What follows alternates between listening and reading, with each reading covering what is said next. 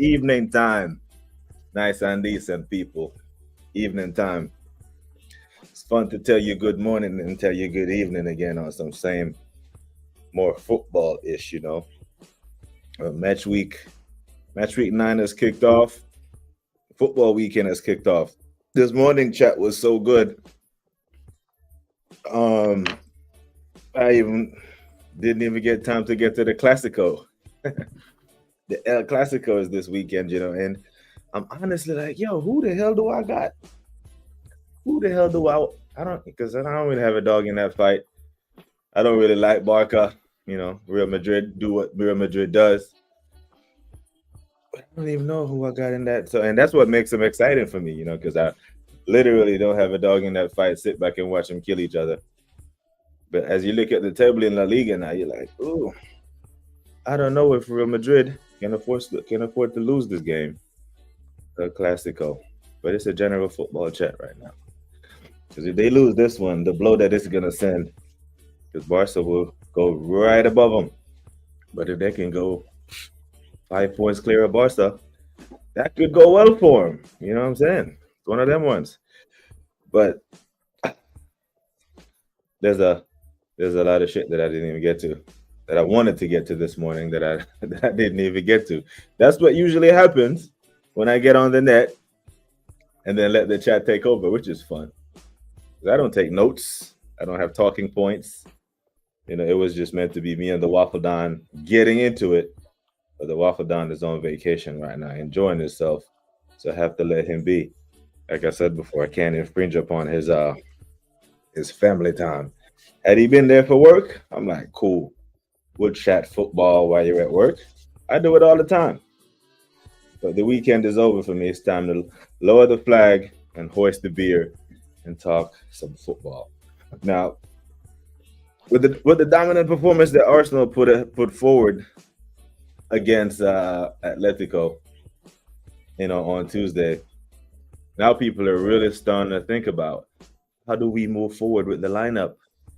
The challenge that the manager has now between keeping the right balance between, do I keep playing the guys in rhythm, or do I do the rotation thing and get the hungry guys with the fresh legs back in? Because I know Trossard is sitting there looking like, they didn't play against Atletico. Let me get a piece of this Palace pie. Calafiore is sitting there like, you see that finish that I did against Fulham? Putting that ball in the net like that. I can do that on a regular. I didn't play against Atletico. Let me get some of this. But if you're a Skelly, you're like, coach, Palace is a team that will play low block, sit back. If I can get a run at them, I can do the same thing I did against Atletico against these men. Because we've seen Calafiore actually do this against, other ballers in the Premier League, hard physical. The boy he's a man in a boy's body, a boy in a man's body, so to speak. 1 second, I gotta change my background. I got my damn weekend warm-up thing in the back. I probably should change that to Football Digest. Yeah, much better. Much, much better. Keep that for me and the Waffle Don. Big up to Miss Melina. Hope you are good, Miss Toronto Blue Jay. World Series energy is different, the fall classic. You know what? I did say that I want you to lose, but I'm like, no, I actually kind of want the not the Mariners. There are a lot of long faces around Seattle right now because the Dodgers beat them. So I kind of like, my neighbors, they're all Mariners fans. Think it would cheer them up a lot if the Blue Jays did them a favor and just knock off the Dodgers. But big up to the Toronto Blue Jays. They're doing the thing, it's cool. I know the city of Toronto must be buzzing right now. So love for that. But I hope you are well. Some NBA games starting off tonight here in a few. Raptors Bucks. You should go check out that game. Is that game in Toronto or is it in Milwaukee? We got to the Toronto Gooner as well. Big up, man. Yeah. But you know what? The city of Toronto as a sports city have done well, What was it, 2019 NBA title? and now you can win the World Series.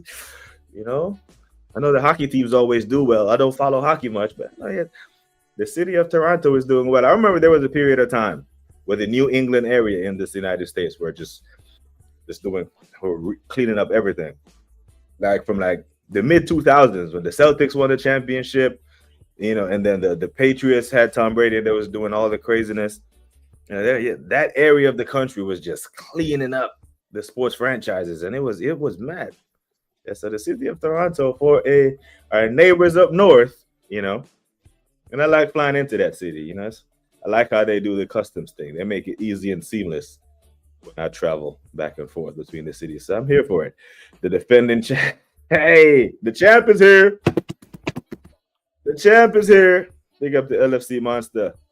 We can give it out some daps. Smash that like button as you pop in, people. You heard the man. You heard the general, the champion of the Premier League, who plays. Do you play tomorrow or you play Sunday? You know, sometimes the weekend throw me off. Let me get my foot my up. Big up to Leeds, doing the thing over West Ham. Hey, Nuno is in trouble, you know. Nuno Espirito Santo is in trouble. And I was thinking, before they hired Sean Dyche, I'm like, you know what? They sacked Ange, put an interim in, so when Nuno gets sacked at West Ham, they can just kiss and make up. Because clearly, they love each other and they need each other. You know that toxic couple that's always going back and forth? You know y'all belong together. Just stop going on the streets. Stop dating other people. Right? You don't need to be dating Marinakis. You don't need to be out here, you know, flirting with other coaches. Nuno, you don't need to be out here flirting with other teams. Take your ass back to Forest. You know you belong there. Big up to Miss Melina. It's a good time to play Palace. 2 defeats in a row, low on confidence compared to a few weeks ago. You know what? I don't like that narrative that you're running there. You know, like you're getting the top Palace and we're getting the shit Palace, and that's why we're gonna beat them. No, is that? I didn't watch the game, but seeing them lose to a team from Cyprus, a team that's not even leading the Cyprus League, I'm like, yeah, I don't know what's going on at Palace. Maybe man head is turned. You know, maybe man like Gahey is looking like, yeah, I don't want to be here. You know, the coach. They know the coach is leaving anyway. They know Gahey is leaving. He's told them he's leaving, right? So what? We're in October 24th. We have 1 week left of October. So for all intents and purposes, we're in November. So in 2 months' time, Gahey can sign a pre-contract, pre-agreement, whatever they call it, to sign for another team. That's big. So it looks like man head is turned for them to lose to that. And they were at home too, right? Selhurst Park losing to Larnaca. It wasn't a good look. But whether it was a good time to play Palace, a terrible time to play Palace, an awful time, a great time, we have to beat them. We have to beat. There was a massive, massive debate this morning in the chat. I don't know who was all here to see it. Charles was coming through the spaces saying a 1-1 isn't the end of the world. And I'm like, no, the hell it is. We can't be dropping points to Palace this weekend. That would be absolute madness. I'm not here for it. Big up to the Toronto Gooner. Let's go Blue Jays. Love for the love. Yo, said, nigga, big up to Toronto. I've never been there, 3 or 4 times. It's been kind to me. Great weather in the summertime. Great girl. The Leafs are dead? Are they? Ah. Fair play. Fair play to the dead Leafs. Big up to the assembled doing all his thing. A spooky 8 p.m. kickoff at Brentford. All right, so let me take a look at the Liverpool lineup real quick and see what you're on. Because I'm hearing Graver got a knock. And I'm hearing that Isak got an injury. Listen, there ain't nothing wrong with that boy. Isak ain't injured. His pride may be injured. Slot is protecting him. He's pulling him out the firing line because he's playing shit. There's nothing wrong with Isak. He's fine. Isak is just fine. It's just Slot started them both to see which one was going to start this weekend. And Ekitike played well. Ekitike scored. Ekitike was like, I'm the man. I'm going to remind you that I'm the man while he is on the pitch. That was a challenge. I think that lineup that he put out against Frankfurt was a challenge to that to them too. And said, okay, one starting spot, two people. I'm gonna put both of y'all on the pitch. I'm gonna see who is professional enough to play within the game, and still do enough to win. And I think Ekatike took his chance. Ekatike took his chance, and all of a sudden, it's that groin is hurting. He's fine. Ain't nothing wrong with that boy. Slot's just taking him out the firing line. You know, he's treating him like Ben Simmons when he hurt his back in Brooklyn. Oh, nothing wrong with that boy. They were just protecting him from the media, from the limelight. Because if he just dropped them, then it becomes a major story. It becomes a distraction. 130 million pounds and can't start. Because he'd already dropped the other 116 million pound guy. You already like, bro, you already dropped him. There might be politics at play here. But yeah, Isak is fine. Ain't nothing wrong with him. The only thing hurt on him is his pride. But he's not projected to start. Ekatike, Verts, the man who has more assists than Saka, the man who has more assists than Cunha, Cole Palmer, and all these men combined. He is arrived. Vert has arrived, people. He is here. Gakpo, Curtis Jones, and McAllister in the midfield. Szoboszlai at right back, Konate, Van Dijk, Kerkez, and Marmadash. That's the projected lineup. That's enough to beat. That's enough to beat a Brentford team. No, I think so. I think that's enough to beat Brentford. You're going up against your former Liverpool captain in Jordan Henderson and your former goalkeeper, that is Kelleher. Yeah, this should be an easy win for Liverpool. Henderson is a scouser. He's not going to go flying into tackles. He's going to lay down. Game's fixed. 3 points. Give it to Liverpool. They go to what are Liverpool on right now? Liverpool are on. I usually know the table out my head, you know. But I follow all these damn leagues. Difficult. Yeah, Liverpool are on 18 points for all intents and purposes before anyone else kicks off. Unless Kelleher has the game of his life. Yeah. Well, yeah, I fully be it. Jordan Henderson, I gotta sell out the thing. Gonna be giving goals. He's gonna, the late dive, the dubious late dive to make it look like he made an attempt. That's what he's on. Toronto, big up, yeah, man. Big up. Big up to Guna SC in the house. Manners and respect. Hope you are good, sir. Isak needs a goal. He needs one bad. Bad. Because the longer this goes on, Verse is gonna take a back seat to the Isak slander, especially from the Newcastle faithful. They will not let him live at all. Big up to the legendary Wahaha. Good evening. In bed. So CVA typing. Have a good one, man. Big up to Wahaha, man. Recently modded legend of a guy. Isak is finally on my bench. He's getting sold soon. FPL, yeah? FPL. Yeah, my FPL isn't looking too great. I didn't have any Leeds players or any West Ham players. Yeah, you'd be a lunatic to have any West Ham players in your FPL right now. Because I had Paqueta. Up to like match week 4. Because even in a bad team, sometimes guys bag a couple of goals and get off. But they are falling. They are falling like a rock out the sky. Yeah. So my FPL right now, I got Emi Martinez in goal. I probably won't get anything out of him because he's got City. Yeah. Then I have Timber. I got John Stones and Jed Spence. In the midfield, because I play a 3-4-3. I got Kudus, Enzo Fernandez, Semenyo, and Jack Grealish in the midfield. Then my captain and my forward is Holland. And my other 2 strikers are Danny Welbeck and Yao Pedro. Think I can get something across that front line.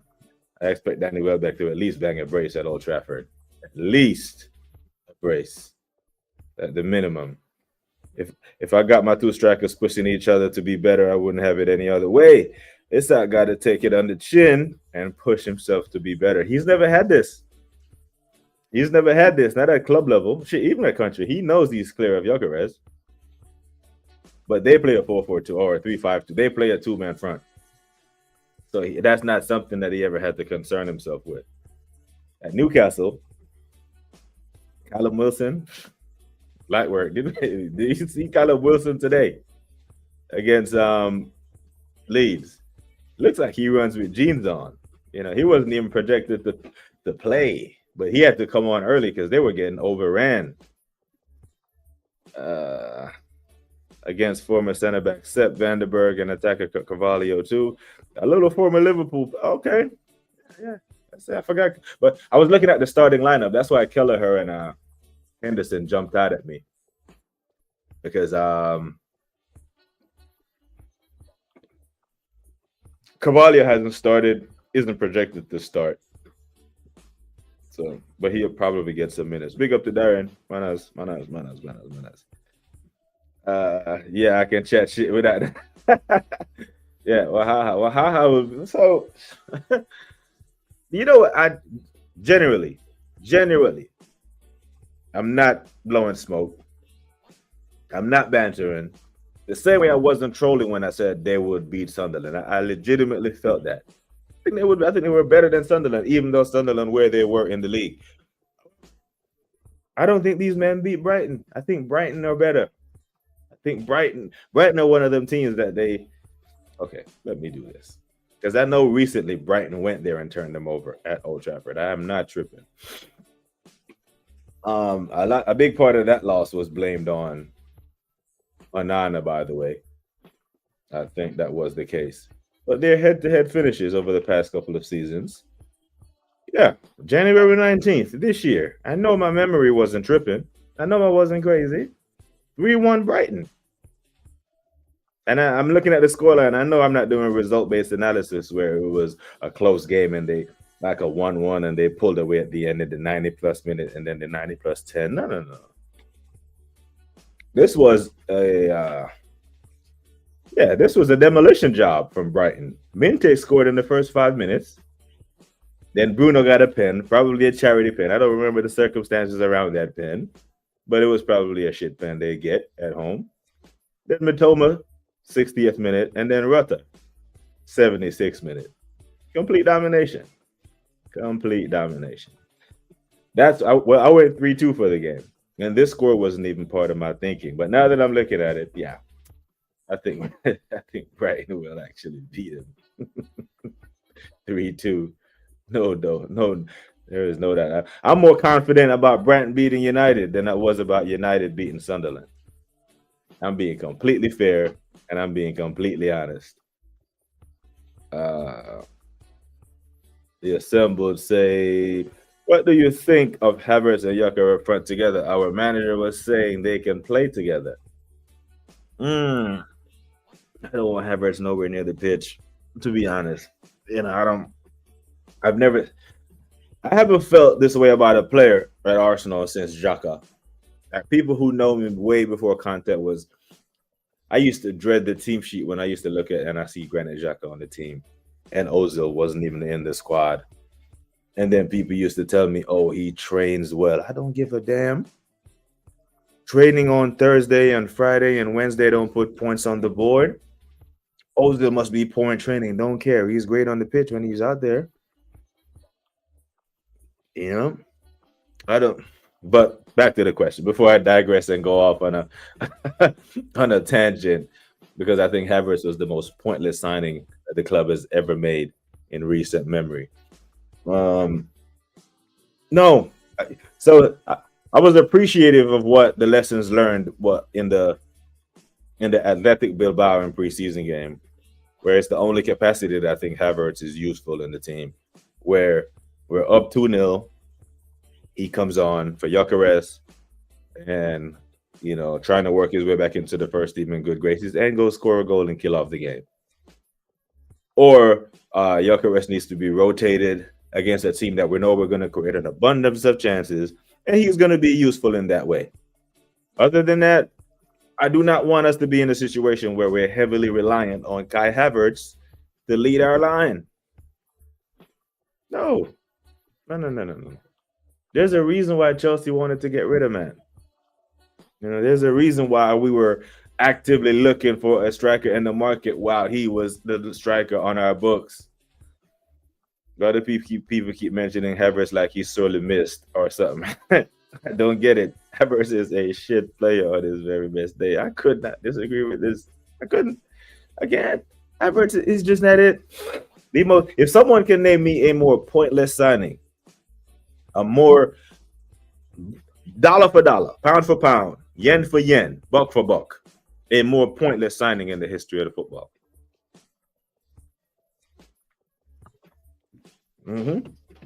Not just giving Chelsea back full price for a player that flopped at their club. And he did flop at their club. This is not hyperbolic. I'm not making this up. Erling Haaland last year, in his worst season at Manchester City, his worst season, injury-riddled, out-of-form season, scored 22 goals. Erling Haaland did. In Kai Havertz's entire 3 years at Chelsea, total, he scored 19 Premier League goals. Højlund, nah, not pound for. Goddamn, you got me. Damn, I think you got me with that one. Højlund was 72 million in it, but you know what? No, it's a conversation. I don't think you got me with the Højlund one. Here's why: you did not sign Højlund and make him the highest paid player at your club. We gave Chelsea full price for a guy that flopped, a guy that scored a Champions League goal for him that they couldn't wait to get rid of, and before he kicked the ball for us, coming off the back of a failed title charge, you made him the highest paid player at the club over the guys that just had you 8 points clear with a chance to win the title. So I hear the Højlund shout. I do hear it, not going to lie. However, I still think the Havertz signing was worse. I wouldn't... Oh, my days. I wouldn't mind if he was injured all season. I don't think we would miss him. I really don't. We could end up with Gyökeres, Havertz, Odegaard, Saka, Zubi, Rice. It's long, Havertz keep coming up because Arteta liking for him. Will be interesting to see what he does with a match fit Havertz and Gyökeres. He's going straight back in. It's going straight back in. Because the fact that Gyökeres went on those 6-7 games without scoring will be a sticking point. It will be. And you will never see. And I'll say this now, and I'll make a mental note of the date and time when I say this now, but I do believe this is true. When Havertz gets back, not if, but when he gets back and he does start for us, you will never see Havertz on the pitch leading the line for Arsenal with Mikael Merino, Zubi, and Declan Rice in the midfield. That fridge midfield that we hate, that started behind Gyökeres, at Anfield, at home against City, the fridges. You won't see that. He's going to start Havertz, and he's going to put all the creative pieces around Havertz to maximize Havertz's output while he's on the pitch. This is a hell of a shout, the assembled. And I just noticed this right after I came back at Wahaha's point with the money paid for salary, because the manager being on 15.6 pounds kind of hurts my argument.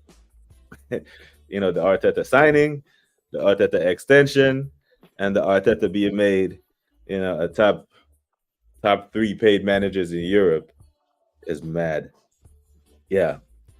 But listen, this is a hell of a top 3. Havertz, Arteta, and Højlund. Pretty pointless signings. Not gonna lie. Yeah, you got me on that one still. Apparently, Gyökeres' work rate is wonderful. Yeah. You know what it is? When they make these memes and these reels of how great Arteta is, When they do shit like this, what I have on the screen right now, for who are not looking, most wins as a manager. You know, whenever they make these props for Arteta, it never involves trophies, right? So when they, for our attacking players, when they make up anything for our attacking players, it never involves goals or the things that means that should matter. The things that should matter the most to the particular player or to the particular coach. Talk about how good a goalkeeper is with his feet. No. Can he stop the ball from going into the net? You know, he's played over the case of a 38 game season. You know, how many clean sheets did he keep? How many penalties did he save? That stuff has to matter. When it comes to the manager, the trophies, everything but that. You know, it's the XG, it's the record against this guy, it's the record against the top six. After he loses to Liverpool and drops points to City, all of a sudden they took it out the top six instead of the top five or the top four. There's always nuance. It's fluid. It's ever changing. Goalpost is always moving. You know, it can't just be, hey, he is not it. You know, shit. It's like we have to whisper it. Do we need to whisper it like, yo, and hope they don't hear it? Because when they hear it, they come after us, you know. Oh, Jesus, man. Suge, what a guy, man. Big up to Suge from way down under. Gotta check the time. I have to check the time for my guy, Suge. I have my world clock here somewhere on my thing. 6:49 a.m. So Suge is up and running. Big up to you, Suge. Hit the likes. Been sent shopping out by the missus. A quick visit to the store before I drive back home. Man, big up, Suge, man. No, 6:09. Oh, okay, it's 9:49. I was looking at Singapore time. Okay, that's Singapore. Almost midnight in London. Yeah, big up, Suge, man. Big up to Suge every single time. It was limited to the points thing that came out the end of last season. Your ceiling is our floor. That shit was the most embarrassing thing I've ever seen. And that's rich coming from an Arsenal fan. I wanted to go hide. I was like, wait a minute. I'm not hiding. I'm not associated with these men. But these people are the flagship of the football club. You know, so there are certain people who will get offended when people say Arsenal fans are delusional or Arsenal fans are this and are that. And you're included in the bunch because you're an Arsenal fan. But when you really look in the mirror, you realize, you know, yeah, that shit there, it's true, but it ain't me. But that was the most embarrassing shit ever. And we've done some embarrassing stuff. That right there made me really second guess who I wanted to do shows with, topics that I wanted to discuss. I'd be like, I may even need to just take it away from football and rebrand BBK Sports as a ESPN knockoff where I talk about everything but football until Arsenal start winning again. That was the most embarrassing shit ever. Your ceiling is our floor. That egal shit, man. Big up to Suge. Absolute legend he is. Them Arteta shows how inept he is at winning when it matters. All them wins, I've never seen Odegaard armpit. And the thing is, right, I went back and forth with him. I'm like, bro, I will trade 50 of those wins, you know, for a Premier League trophy. Not 2 or 3 of them, just one. Starving at this point. Let's give me one of them. And we'll be cool. As I was saying to Charles this morning, because Charles was really trying to hammer home at the point that, you know, Arteta is being given a unfair shake. He has been hated by the media. And I'm like, no, I beg to differ. I think he's actually heavily protected because every year it seems like he gets a reset. You know, for every manager, it's like there are benchmarks that they have to hit. It seems that every summer, or the end of every season, Super Sunday, May, he gets a reset. And I don't think big clubs should move that way. I don't. I was embarrassed And I started to have beef with match going fans that I don't even know. When I see match going fans at the Emirates when we beat Newcastle 1-0 or singing and chanting Super Mick Arteta off the back of a very failed season annoyed me. It annoyed me. I'm not gonna lie. Now I wasn't gonna watch the Liverpool game and watch them man lift the trophy, but I was annoyed watching my team and fellow Arsenal fans clap. Now I'm not saying be rude or boo and all that other stuff, but if he's speaking, listen. Don't chant. Don't hype him up. Don't do all that shit because it was a failed season. That was your opportunity to send a message. That was your opportunity to let your voices be heard. But what he heard was, what I did was good enough because a failed season, empty-handed, and I'm being sung as Super Mick. Not once did we ever call Wenger Super Wenger. Never, ever. Ever, ever. Never, ever. Or a press conference or choreograph. Every question asked, the manager has the perfect positive answer, which for some odd reason didn't correspond with the question asked. Yeah. Yep. It's just all positive stuff, man. It's all positive stuff. Why do you think Homeboy has named himself Positive Dan? My hot take, I'll ask you yours after this because we'll do our hot takes on this, is that Arsenal could potentially go unbeaten and win the Premier League this season. Oh, stop it. Positive Dan. When you put it in your name that you are going to be positive regardless, you've effectively boxed yourself into a corner where you can't be objective. You know, you can't. Man said, and the thing is, the journalists, they have no backbone because they are so scared of losing their access to the club, but they are willing not to ask tough questions. And not even access to the club, access to the manager, access to the press box. So that's what it's come down to. And I didn't see this in Germany. In Germany, the journalists, they ask the question, they ask the club, the trainers, the athletic directors, you know, the water people, they ask them the questions that the fans wanted to hear. And if they don't like what they hear, they stop matches. You know? But it's a mad one. These top gooners are loving the fact that Arteta Under Armour hat I've recently seen. Don't know if it's new, but I've seen it before. Is it the one where he's saying be the problem? That one. The irony. Like Shane Gooner had sent me one, and I'm looking at it and I'm saying to myself, is he trolling us? He must be trolling us.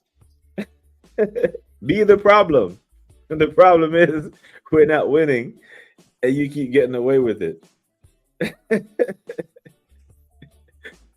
Arteta only says random words in his answers. He really doesn't really answer questions. Yeah, he hits you with a word salad. He hits you with the word salad, take you down the street and back. And it's another one of those things where he always thinks he's the smartest guy in the room, isn't it? Like, Arteta really believed that he can smell colors, you know, and that he can hear thoughts. He is just that, you know, that guy. Now, I'm very curious into what lineup he's going to put out on Sunday, because we know what Oliver Glasner is on. You know, some counter-attacking football, and he's going to make it difficult for us to break him down. They're going to be ready for our set pieces. You know, the cat's out the bag. It's not like the world doesn't know that if set pieces aren't working, this is what Arsenal Football Club is going to do. They're going to play the ball out to the wing. Saka is going to do the Saka thing. If he gets by you, try to whip it in. He goes out for a corner. And our corners are so choreographed. Our corners are so well choreographed that it takes two or 3 damn minutes to take one. I think next year, right? And don't be surprised, right? Don't be surprised if next year, going into next season, you see the Premier League come down with a rule that says you have this amount of time to take a corner. Because I think that's how you're going to mitigate Arsenal's corners. Because we take so long because this guy they have to look over to Jovic or whoever. Is it an outswinger? Is it an inswinger? Who's taking it? This side, that side. Okay. Based on what we've seen, line up here, line up. It takes forever. And then whoever is kicking the ball, if they're not sure, they go talk to someone, then they go back over there, and it takes so damn long. That might be why it works, you know. The defenders they get so tired of standing there. There was marking this guy, then it changed, and then now they're supposed to be marking this guy, and then the other corner, all the players line up off sides, so you can't mark them, because then if you go mark him, you bring him onside. But one way I think the Premier League will actually look at this, because they will look at it. They don't like this. They don't like to see the play slow down to that extent. And they don't want Arsenal Football Club just dominating the league off corners. So I think that's one rule you'll see them put in next year. This year, the 8-second rule for the goalkeeper meant to speed the game up. Next year, it will be, you have this many seconds, this many minutes to take your corner, or it turns into a goal kick. You heard it here first. So big up to Darren. He said certain section of our fan base basically can think that shit don't stink. Yep. And they think if you don't just blindly follow, you're toxic. You know, these modern buzzwords, you know, toxic. You know, here in like about 10 years ago, this thing about toxic leadership came out in the military, and it ruined and forced so many good senior leaders out of the army. Because basically what it became was this generation, this soft little bunch of bitches. Basically, if you told them no, or you held them accountable for some fuck shit that they did, you're a toxic leader, right? The same point now, like, have you heard the toxic masculinity? You remember that one?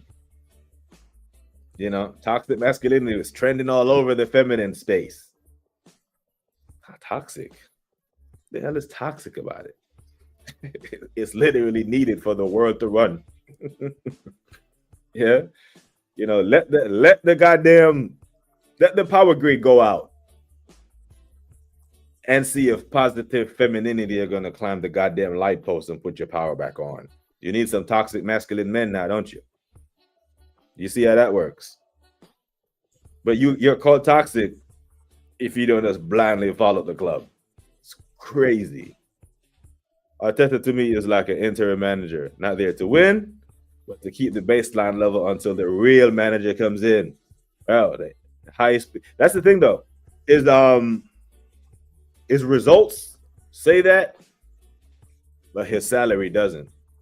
Like, he performs like an interim manager, keeps the ship steady, even takes the ship on a nice little cruise up to second, you know, and does that.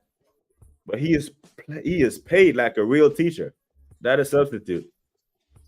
You know, those stars are aligning, though. Last time you got 3 second place finishes in a row, you won the league. But see, LFC Monster, they're clutching onto this. They're clutching onto this. They're holding onto this. They have made so many memes and so many reels of this, saying that it's our year. It feels different. I'm like, brother, it's been 8 games. It's been 8 damn games. And in the first 5 games, we saw more signs of the old Mikel than the new one. Big test. Go to Anfield and win. Nope. Failed that test. Beat City at home. You beat them 5-1 last year. Failed that test. Miserably at that. But if maybe my aunt was a man, she'd be my uncle.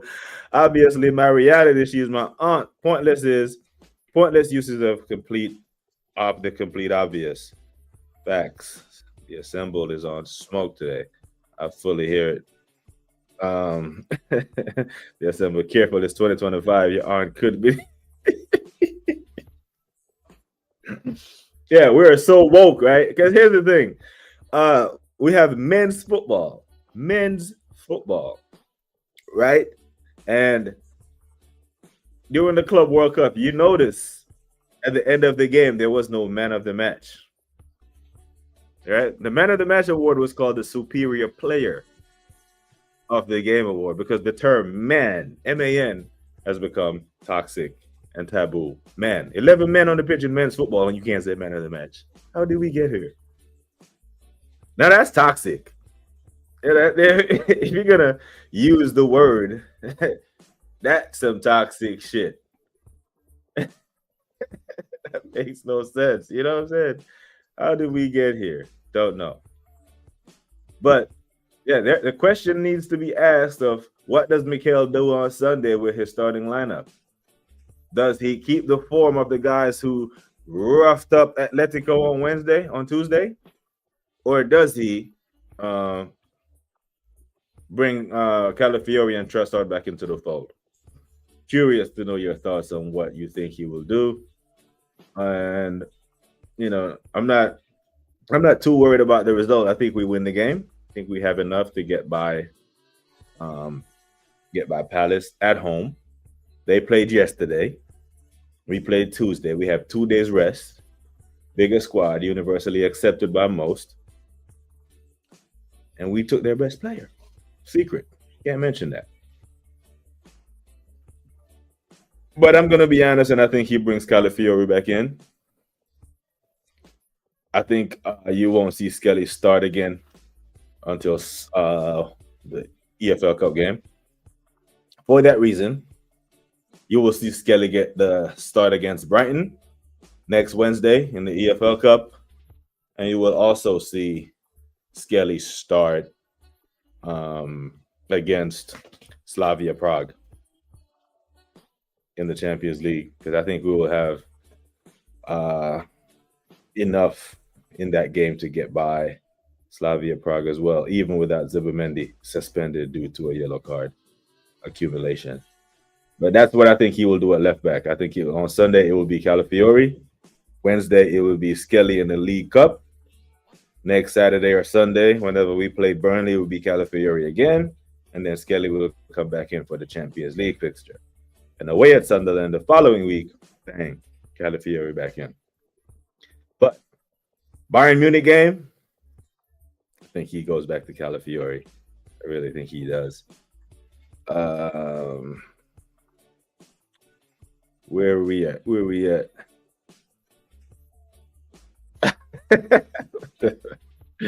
Hey, fire. Let's see if I have nothing on my soundboard for that. Dash for that, man. Dash for that. Nope. Tell him, Sheldon. I say it's PS5 community.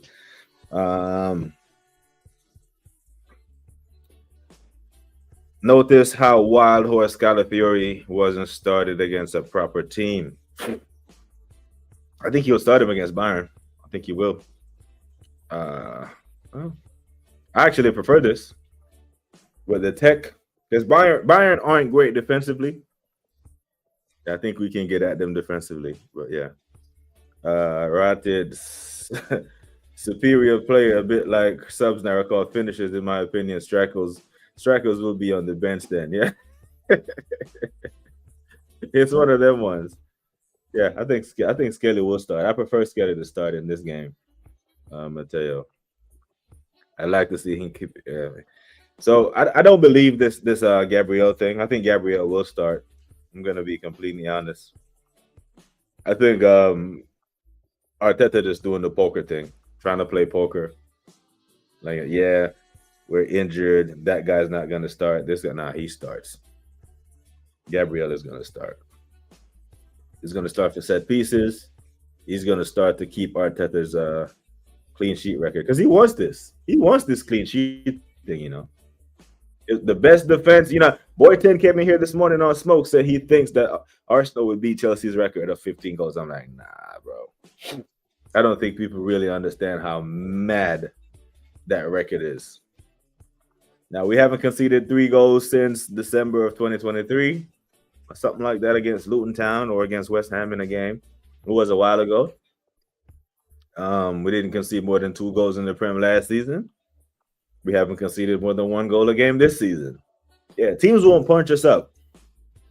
But over the course of 30 more games, you're asking us to concede 12 goals or less than 12 goals in 30 games when we still have to go to the Etihad, still have to play Chelsea twice.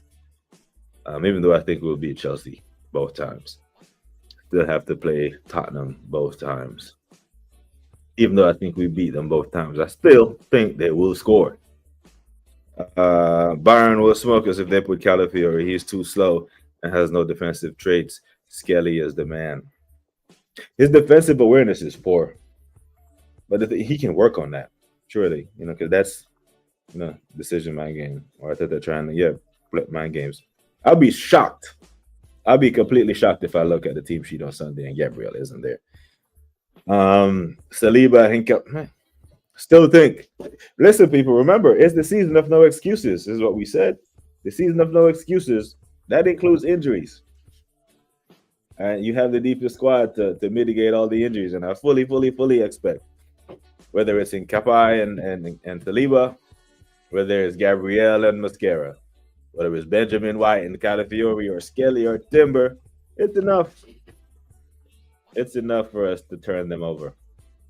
I'm here for it. I'm not accepting any excuses. Even if we beat Chelsea's record, it would be crazy. We would have to win the Prem or UCL. Who gives a shit? Yeah. If we go in a bunch of crazy 0-0s and then City are out here winning games 5-2, 5-3, and then the record goes, then it really doesn't matter. That would just make us even more of a banter club. That would just give the ops even more ammunition to shoot at us, because we have become one of the few teams to finish above Man City and not win the league. You know what I'm saying? It's crazy. But that people don't realize how mad that record is, man. Forest have already conceded 15 goals. Burnley have already conceded 15 goals, and it's been 8 weeks. Leeds have already conceded 14. Let's take it to a team that's more respectable up the table. Brighton, 11. Man United, in 9th place, have conceded 12 goals. Liverpool, with the best defender in the world, have conceded 11 goals already. 4 more. So Liverpool won't even make it to... Liverpool will make it to 15 games before they concede 15 goals.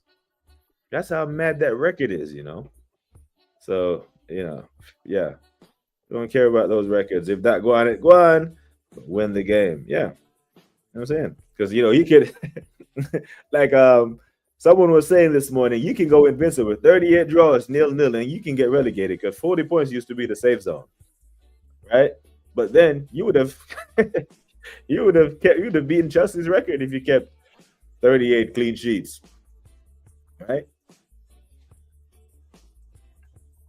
Keep 38 clean sheets and go down. That would have been mad. 2 props to Arteta. Gabriel become a beast. Maybe Calafiori can too. Fair, because Gabriel did. People do used to say he had a bozo gene in that. And the same Manchester United fans who used to tell me such fuckery, they would pay $100 million to get him in their team right now. And Gabriel was 23, 27 million from Lille. For the best defense in Europe, the record got to be a target for you. Side dish. Got to be a side dish if it comes with the trophy still. No excuses if he doesn't win the Premier Champions League. He is sacked. That's simple. Black and white for me. No context. That should be the hashtag no context from now moving to the rest of the season. I might name one of my shows that. The No Context Podcast. With a picture of Mikhail with the bullseye or the X over his forehead. No excuses for you, bro. No context, no excuses. That Gabriel substitution makes me wonder if he did tell the manager he felt something and he played him, and he still played him, I think, Saliba and Nani. Yeah, because Gabriel ain't the type to take himself out of a game, innit? He, especially when the sheet was clean and the clean sheet was still there to be had. He's one of those guys that strikers says, I really like to defend. Defend is my thing. The hell with meaningless records. Give me the fucking trophies. At some point in the season, we're gonna rack up another meaningless record. And you know how I know? I don't know. But you know who's gonna remind us? The Top Gooners. They're gonna let us know. Whenever there's a record that can make Mikael look good, they'll make a meme about it. They'll make a meme about it, and they'll make sure that it circles. They will make sure that it makes it to AFTV. Matter of fact, they'll make sure that it makes it to AFTV. They make them. They make them. I think everybody at that damn channel is delusional. Like, you need to be crazy to work there. That's what I'm saying. I'm here for it. I don't care how we play. I want the Prem or the Champions League. Yeah, I will take 30 set pieces, 1-0 wins from here on out. Mm-hmm. Yeah, because if we get 30 set pieces over the next 25 games, we win the league. Then for the final 5 games after we have the league racked up, then we go play open attacking football. And we could lose all those games for all I give a damn. Welcome back, Chuck. Charles, welcome back. But yeah, let's get the record. Let's get the trophies. Just get it done. We've waited long enough. There were 2 words there are 2 P words in the Arsenal Gooniverse that really annoys me. One of them is the process, the PR and all that. So trust the process and all that. But the other one is patience. The word patience really annoys me as an Arsenal fan, right? Because when people tell us to be patient, it's like it's a slap in the face. Because I think we've been one of the most patient fan bases in the history of the world. Matter of fact, I think we are too damn patient. That's why we get Mickey taken out of us. You asking a fan base who have gone 21 years without a league title to be more patient is crazy to me. Asking a fan base who've gone 5 years without any trophy is crazy to me. But we need to be patient. What? How? Why? When? Like, the Liverpool fans can can say be patient. Hey, we just won the league, man. Just be patient with Isak. Be patient with that guy. Even Chelsea, they haven't won the league in what, 8 years?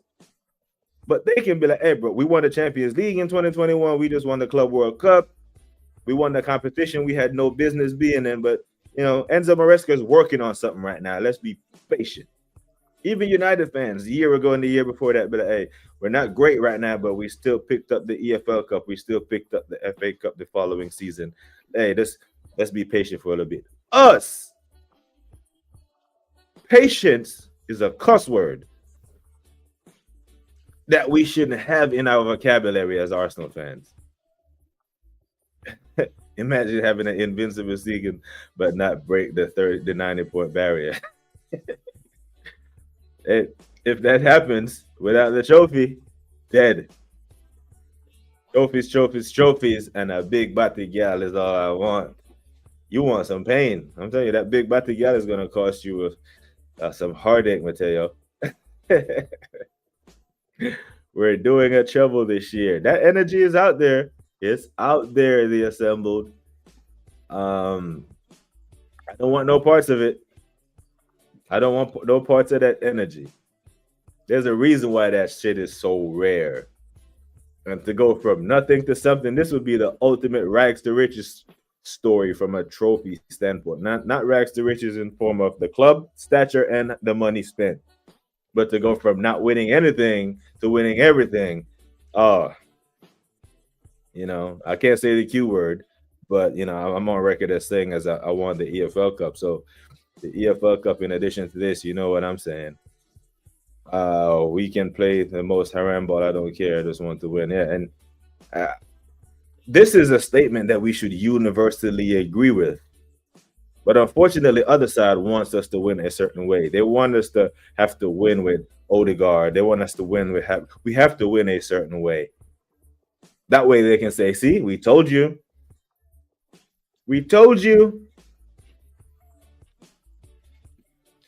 Like they think I'm not going to the parade.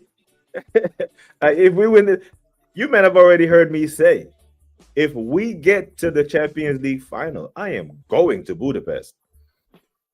I had Expedia open against PSG, ready to book my flight the day the match ended before the algorithms kicked on. I had it open. Yep.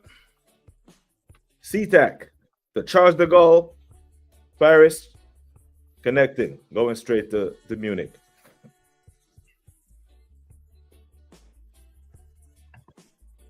Had it open. Unfortunately, I couldn't find one directly to Munich. I had one directly to Frankfurt, but it was expensive. Patience. City have won a fucking treble. We're 20 years without a major trophy. Yeah, but we're told that. I'm not gonna pretend like they don't. They tell us that all the time. They tell us, "Hey, just be patient. Just be. Hey, just." There are people with medical conditions that don't have a lot of time. That can't be patient. They can't be patient. Their health won't allow it.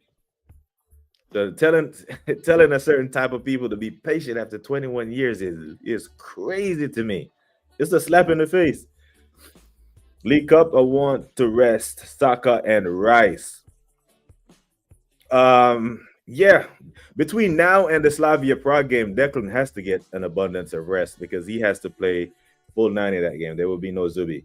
Now, I don't know if Odegaard is I don't know if he's gonna play Odegaard.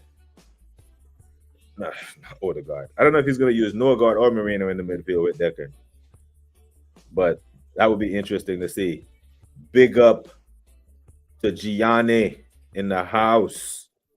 Manners and respect. But yeah, for the League Cup game on Wednesday, it's very tricky.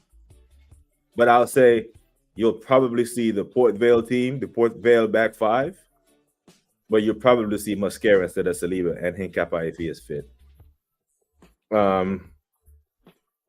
Yeah, I don't want to see Saka, but I think Saka will play because it's Brighton. Now, the best case scenario, we get them. We kill the game off. You know, an hour, we're up 3-0, 4-1, whatever, because you can put the goals past Brighton. They do play open football. And then we take Saka off immediately, but I think he will play.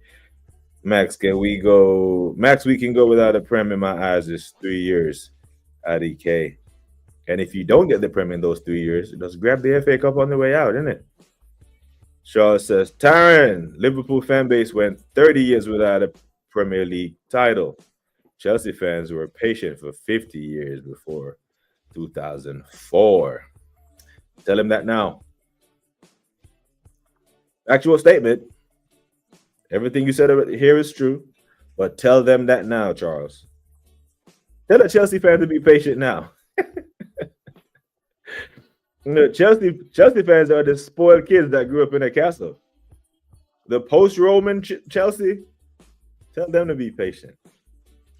And I guarantee you, Charles, that if fan content was around during those 30 years that Liverpool didn't win the Premier League title, the energy would have been different. Right? Would have been different. And they picked up a champs and a couple of cups during that time as well. As did we, to be fair. Football is cyclical. It is. It is. So it's our time now. It is our time. So, you know, let's maximize it. Because in the back of my head, I want to be wrong. I so want to be wrong about how the season is going to play out. But I just can't. And I just have it in me to just ignore, you know, the abundance of times that I've seen us in the same position and make a meal of it. Without patience, we were the same as Tottenham. No, with patience, we're the same as Tottenham, even though they won a cup for the first time in their history. I'm not patient. I'm irritated as fuck. I have all the chest for Arsenal, but nothing holding back. What the fuck, man? Yeah. I hear you, bro. I thought we were winning the treble in 23-24. Look what happened. I had no treble to offer that season. Because that season, we fell short in 22-23. And then to bridge the gap on City, we went and signed Havertz. If you back the ticker up 20 minutes, you see me call Havertz the most pointless signing in the history of the club. He wasn't going to be the guy that was going to bridge the gap. He couldn't have been. Big up to Gianni, man. Sue's Arsenal customer service is terrible. They ask their clients what they want and do the complete opposite. That's a fantastic point. I don't care what the starting 11 is. I want trophies. I don't care what the tactics are. I want trophies. I don't care what the signings are. I want trophies. But that's the thing. The signings, the tactics, and the players are directly proportional to whether we win the trophies or not. Because we had the trophy in our hand, in our grasp, in the 2024 season, 2023-24 season, and he made tactical adjustments. He brought the player, Kai Havertz, back into the midfield at home against Villa, and we lost that game and lost the league. That was the game that lost us the league. We won every other game in that run-in. We went to Old Trafford and won. We went to Tottenham and won. We beat everybody. But we lost to Villa 2-0 at home. Thomas Partey on the bench, fully fit. Madness. At this point, give the worst football star, give me the trophy, a recognizable trophy. Yep. 2024, 2025 scarred a lot of people because City had such a poor year, and then we still left with nothing. However, 2025, 2026 can lessen that blow a little bit. It can fix that. It can rectify it. Because our name has to be on a trophy this season. It just has to be. The big ones. I'm ready for it. I don't give a damn if I have to sleep in the train station when I get to London. We leave with one of these. I am there. I am back.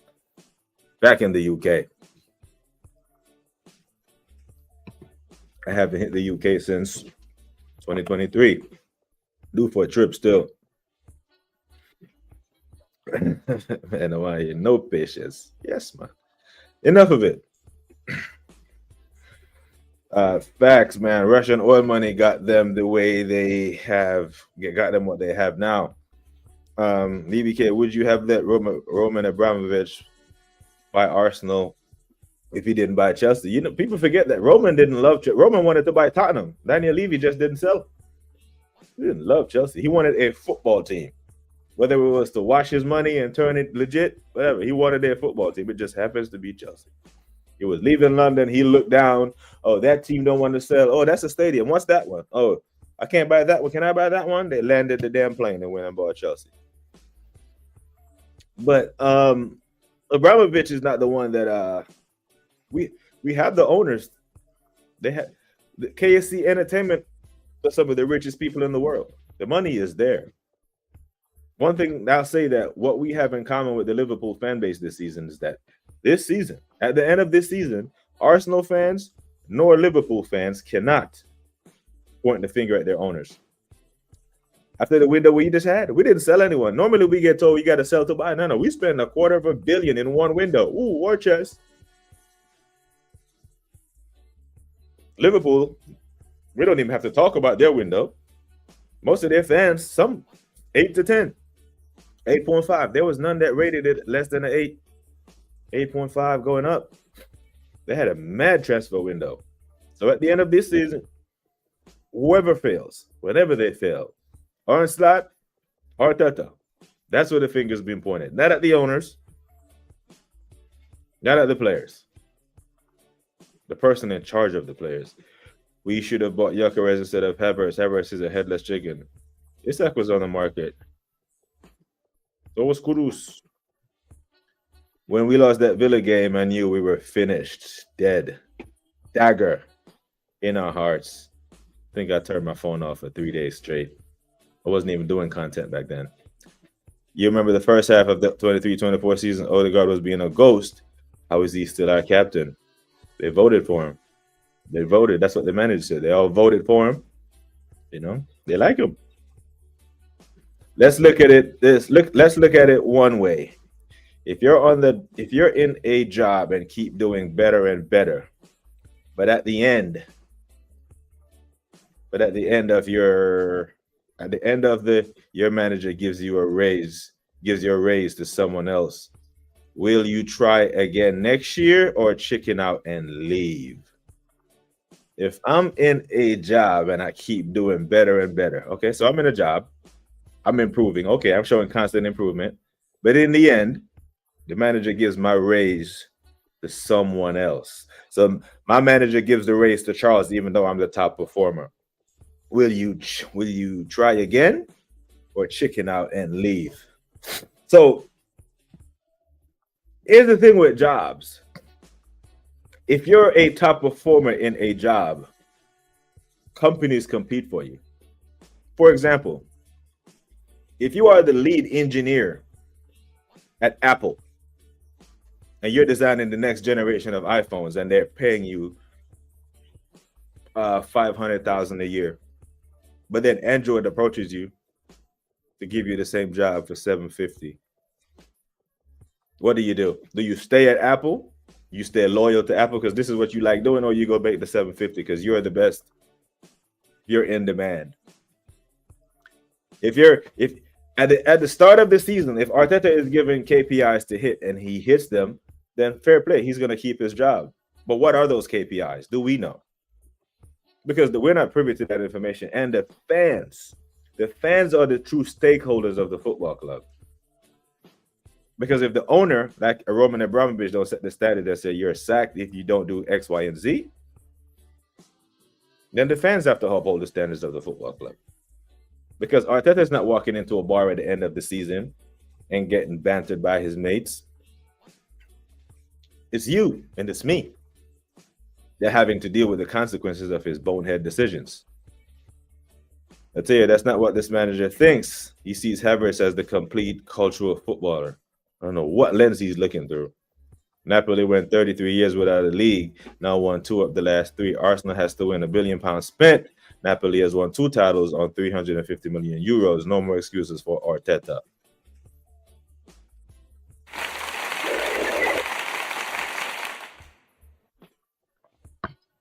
Mic drop. Mic drop for Gianni, folks. That's it. No context. This is the no context show. I'm going to put it in the thumbnail. I'm going to make a new thumbnail and put it in there when I'm done.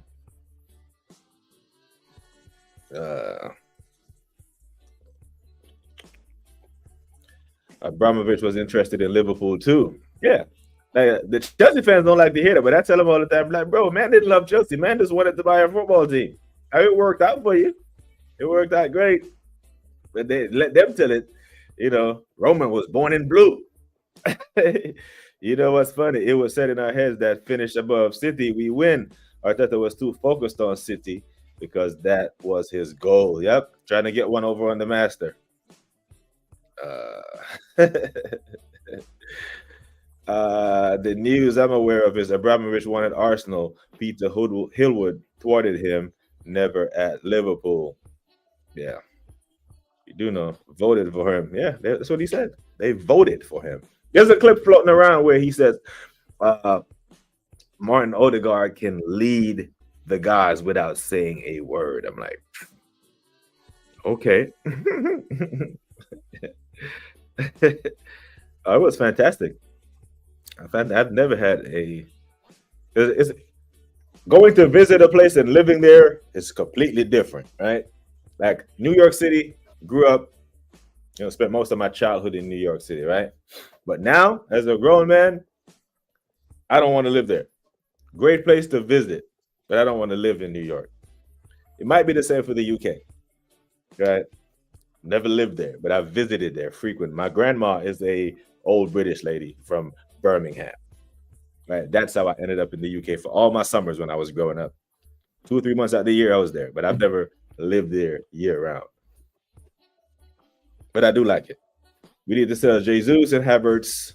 They're useless and are costing us £500,000 weekly. Way too much. Yeah. That's £500,000 on the nurse's table. That is mad, Sell both of them to Saudi. seems like he was interested in all of us. Yeah, he wanted a football team. That's the overarching report that I was making. He didn't wake up and fly to London and say, I'm going to buy Chelsea. He wanted a football team.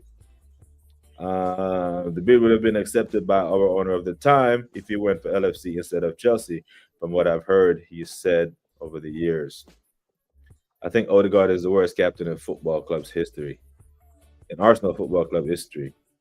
Absolute disgrace to have that ghost in the section of Vieira's. Yep, he got put to a vote, and he was voted unanimously. They said, well, it was a landslide. It wasn't unanimous. It was a landslide. Yeah, the Emirates it's not Highbury. I'll tell you that. There's nothing like it. It's night and day. And I've been to the Emirates. I don't have any emotional attachment to the Emirates. And I've been there more than I've been to Highbury. I've been to Highbury twice. Been to the Emirates many and lost count. And if my wife knows how much money I spent going to the Emirates between 2008 and 2016, I'd probably be a single man right now. She'd probably divorce me. I'm talking about some negligent spending just to get there, And I was getting tickets. I would get the away tickets for some guys that I knew from, Selhurst Park or when Villa was in the league, because the Birmingham connections and that. But the games at the Emirates, expensive as hell. 1 second, folks. Let me put on my ESPN in the background to see what NBA games are on tonight.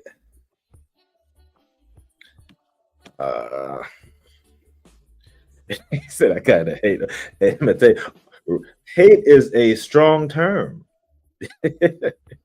I hate that we're not winning, and I think my disdain for Arteta might turn into hate this season if we don't win the trophy. If we don't win anything, we need to be the champions of something. Energy drink, FA Cup with some distance some daylight between us and United. They're too close. They're on 13, we're on 14. They're too goddamn close for my liking. Yeah, how about this Mafia NBA situation, bro? This is insane. I wonder just snitching ass. Gilbert, those boys must have been in some deep to be stuck in that and get no money for it. So, yeah, the sports. This was gonna happen. This was inevitable. Once sport betting became a thing,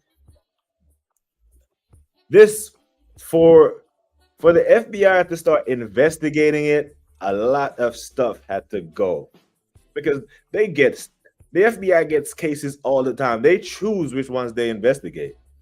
But if something constantly comes across, they're like, no, not that one, not big enough. That one's not worth our time. Oh shit, this one right here looks like this one is on the scale that's worth our time and worth our resources. We can probably this is the big fish right here. We can go after this one. But it is embarrassing. I think the league, it's the commissioner's worst nightmare once sport betting became legal. Because now you have guys, say my cousin is in the NBA or someone that I went to school with went to the NBA. You can do a bet that over and under minutes played tonight, 10 grand, right?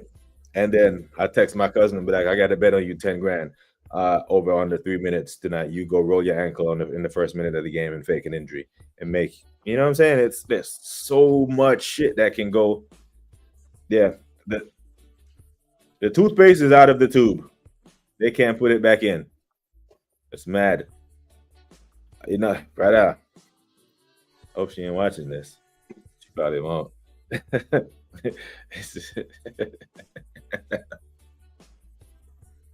At this point, a damn divorce don't sound like a bad idea, Be getting on my damn nerves.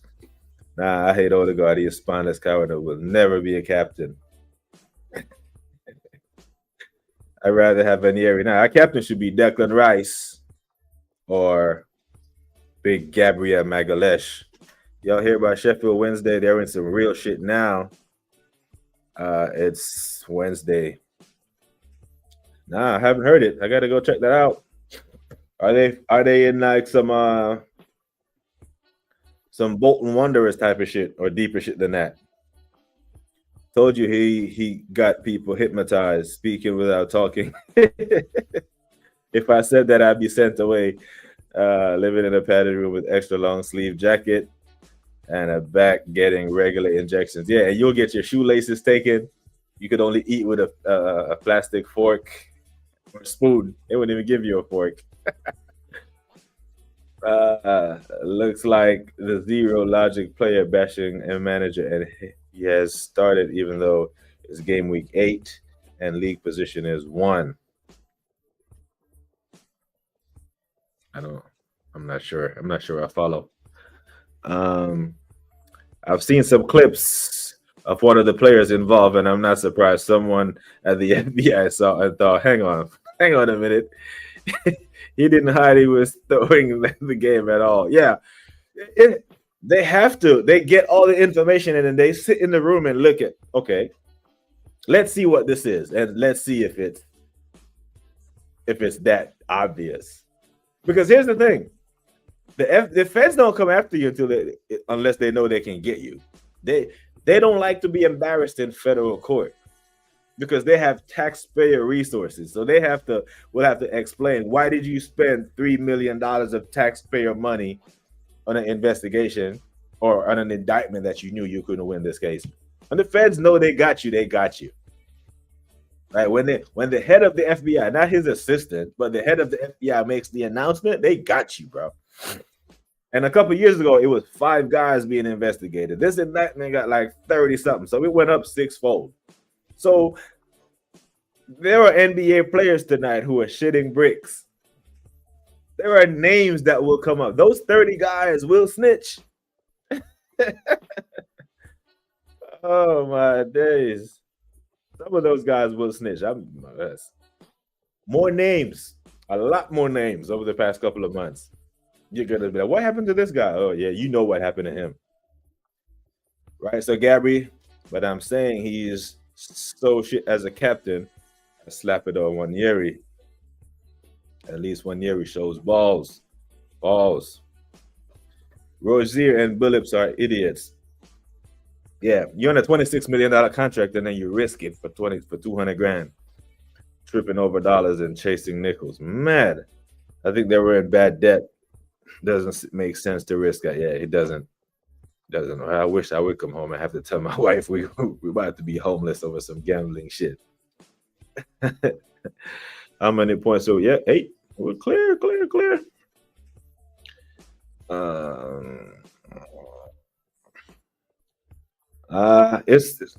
Tony Adams in the middle of the season said we won't win with him as our captain.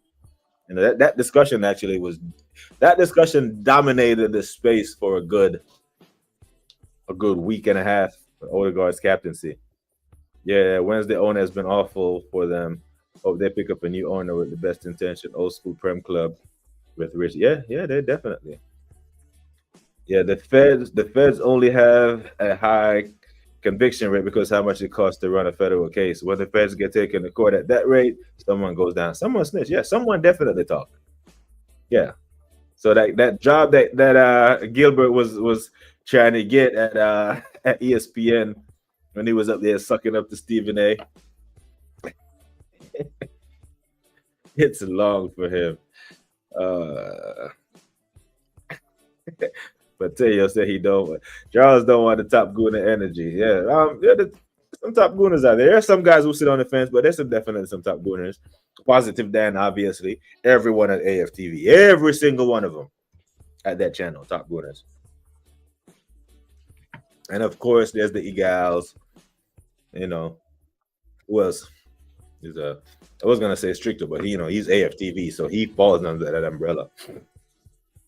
Don't be surprised if you see Egal on AFTV soon. And don't be surprised if you see Dan Potts off of AFTV soon.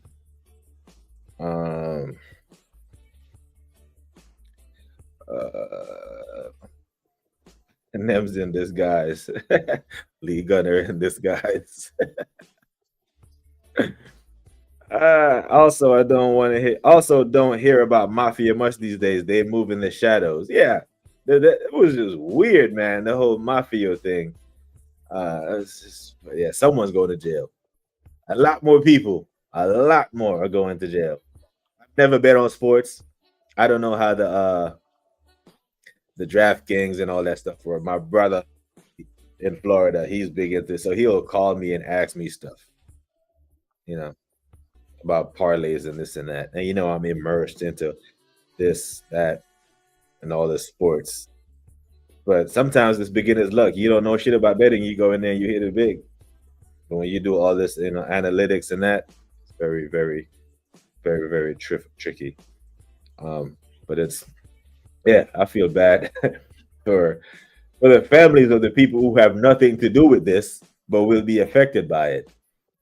You know what I'm saying? Like, imagine, the family, the kids, the spouses that, your husband didn't come home yesterday because you didn't know he was knee deep in some shit.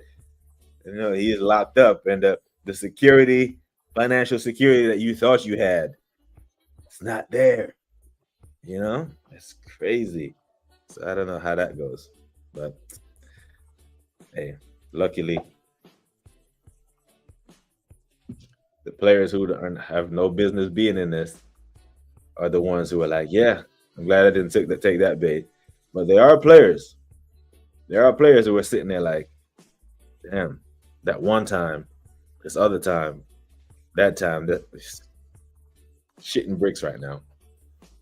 Hopefully, it's none of the players that play for the team that you think is going to win. And imagine if Steph Curry name get caught up into some of this shit. It'll be long. Top Gooners are the ones who in the media pick to represent Arsenal on their shows. Don't throw that label on everyone who is positive. You're misusing the term. That's fair. But here's the thing, though. But I think you need to be a top gooner to work at AFTV. Dead ass. And I think that's that anyone with any kind of borderline opinions who are strong, other than being ultra positive, gets pushed out. There's a reason why Turkish isn't there. And now they got that Korean brother and then Christian. Have you heard these man's takes, bro? You heard these man's takes. And this positive Dan, he's obviously. Matter of fact, go watch his fucking AFTV interview after the City game. And then go look in the comment section in that one. The plug. Active. Which is cool. If that's your hustle, that's your hustle. But don't, the people who aren't on the super positive thing, people who have seen that we ain't about that. No. Big up to Vigilante. It's right here, bro. It's right here. It's not going anywhere. It will be cracked open soon whenever we celebrate. But it's like you have to just toe the line and say, but bro, if you just listen to that, and it's not like you'll sit there and watch it, but eventually it'll make it, because I do content, I get it.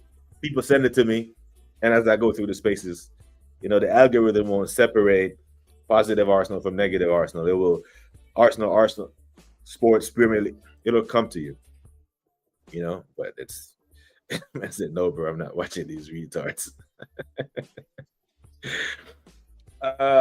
Suze, this Asian guy on FTV doing my Asian hair. He is brother. I don't know his name. I need to find his name so I can stop calling him that. But I don't know his name. And I'm not gonna actively go look for it, but I don't know his name. That's why. Well, you know the guy that I'm talking about. He was sitting there with a Liverpool fan and some other fans telling them, you man wish. You know what? Let me see if I have that. I swear. Since we having a chat, people. Since we have reason. I said people send this stuff. Since we have reason. Let me see if we can find it for real. Because it was so obvious what Homeboy was doing that it was embarrassing. And he works for AFTV now.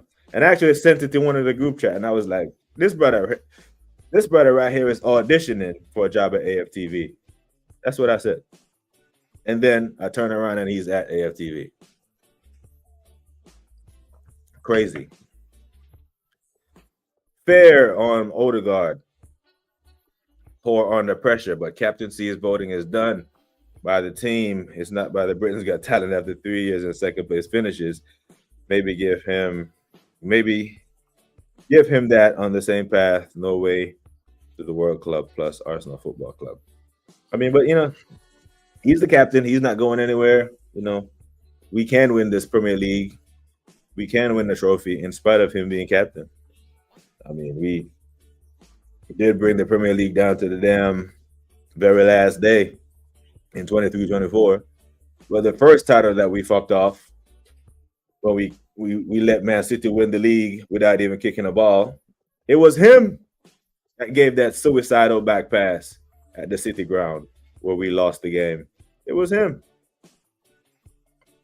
He just doesn't seem like a great leader of men, and that's what you need your captain to be. Not the popular guy. Normally, when you win a vote, it's because people like you. You vote for people you like, right? Because they'll let you keep the training sessions light. I'm pretty sure not all the players at Man United liked Roy Keane. I'm pretty sure not all the players at Arsenal liked Patrick Vieira, but they respected him.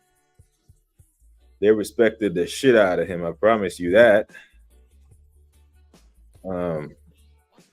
But I'm gonna play this clip for you, you lovely people, so you can see when I say Top Gooner, this is the shit that we're trying to separate ourselves from.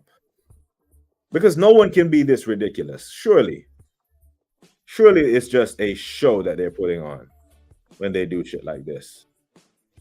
Let's free this people. There is not currently a better manager in world football than Mikel Arteta. Mikel Arteta has walked in as his first managerial job, results straight away. First season, wins a trophy, FA Cup. Then he goes, okay, cool. Trophies are one thing, but I want to play entertaining football. We now are the team that other teams look around and go, give our manager a chance. Look what happened with Arteta. They gave him a chance, and now look at where they are. The way that he's revolutionised the club is worth more than any Premier League trophy. I think every fan that is sat in front of me right now would take Mikel Arteta at their club. The way he has revolutionized the club is worth more than any Premier League trophy. Listen, brother, I'm going to hurt your ears one more time, people, and I'm sorry, but I'm going to play it again. There is not currently a better manager in world football than Mikel Arteta. Mikel Arteta has walked in as his first managerial job, results straight away. First season, wins a trophy, FA Cup. Then he goes, okay, cool. Trophies are one thing, but I want to play entertaining football. We now are the team that other teams look around and go, give our manager a chance. Look what happened with Arteta. They gave him a chance, and now look at where they are. The way that he's revolutionised the club is worth more than any Premier League trophy. I think every fan that is sat in front of me right now would take Mikel Arteta at their club.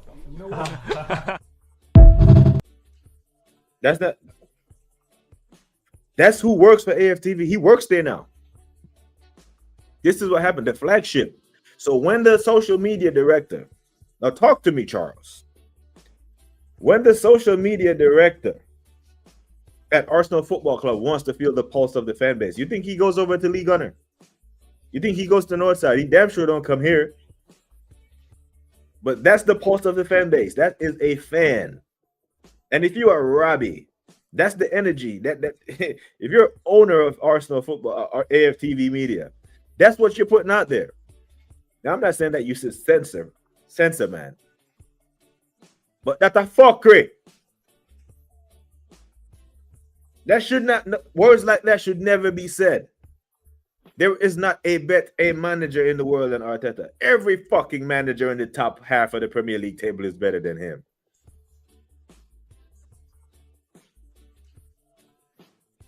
Maybe that's a stretch. But that's how angry that shit makes me.